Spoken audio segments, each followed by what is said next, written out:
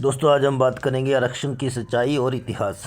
नमस्कार दोस्तों, आज मैं आपसे एक ऐसा सवाल पूछना चाहता हूं जो शायद बहुत लोगों को चुभेगा। अगर आज SC ST OBC को आरक्षण मिल रहा है तो क्या ये गलत है या फिर ये एक ज़रूरत है? चलिए आज इसकी सच्चाई ही जानते हैं। इतिहास की बात जानते हैं दोस्तों। पहले दोस्तों, भारत में हज़ारों सालों तक समाज जाति के आधार पर बंटा रहा। कुछ लोगों को, कुछ वर्गों को मिला ये पढ़ने का अधिकार, मंदिर में जाने का अधिकार, ज़मीन रखने का अधिकार, शासन में भागीदारी, और कुछ वर्गों को मिला शिक्षा से वंचित रहना, अपमान, छुआछूत, मजदूरी और गुलामी। सच ये है कि लंबे समय तक सत्ता, शिक्षा और अवसर कुछ गिने चुने वर्गों तक सीमित रहे। आज आरक्षण क्यों है? जब देश आज़ाद हुआ तो बाबा साहब डॉक्टर भीमराव अम्बेडकर ने कहा, जब तक सबको बराबर अवसर नहीं मिलेंगे तब तक देश आगे नहीं बढ़ सकता। इसलिए संविधान में आरक्षण लाया गया था। आरक्षण कोई भीख नहीं है, ये बराबरी का रास्ता है।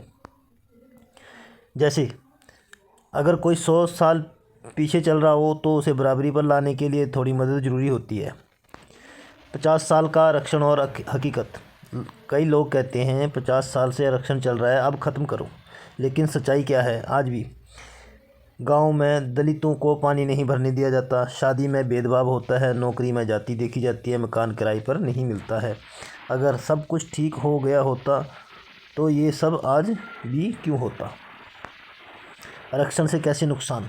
कुछ लोग कहते हैं आरक्षण में मेरिट ख़राब होती है, लेकिन सवाल ये है, क्या गरीब बच्चा बिना कोचिंग, बिना सुविधा के और अमीर बच्चे के बराबर लड़ सकता है? जब मैदान बराबर नहीं है तो रेस कैसे बराबर होगी? आरक्षण मैदान को बराबर करने की कोशिश है।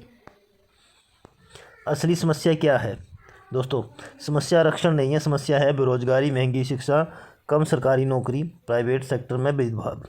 नेता हमें आपस में लड़ाते हैं और असली मुद्दों से ध्यान हटा देते हैं। मैं ये नहीं कहता कि कोई जाति गलत है या सही है, मैं बस कहता हूँ इंसान बराबर है। जब तक समाज में बराबरी नहीं आएगी तब तक आरक्षण की ज़रूरत रहेगी। लक्ष्य होना चाहिए आरक्षण की लड़ाई, नहीं बराबरी की लड़ाई। अगर आपको ये बात सही लगी तो वीडियो को लाइक करें, अपनी राय कमेंट में लिखें, लेकिन सम्मान के साथ। और हाँ, हम सब भारतीय हैं, पहले इंसान है फिर कोई जाति है। तब तक धन्यवाद। जय हिंद, जय भारत।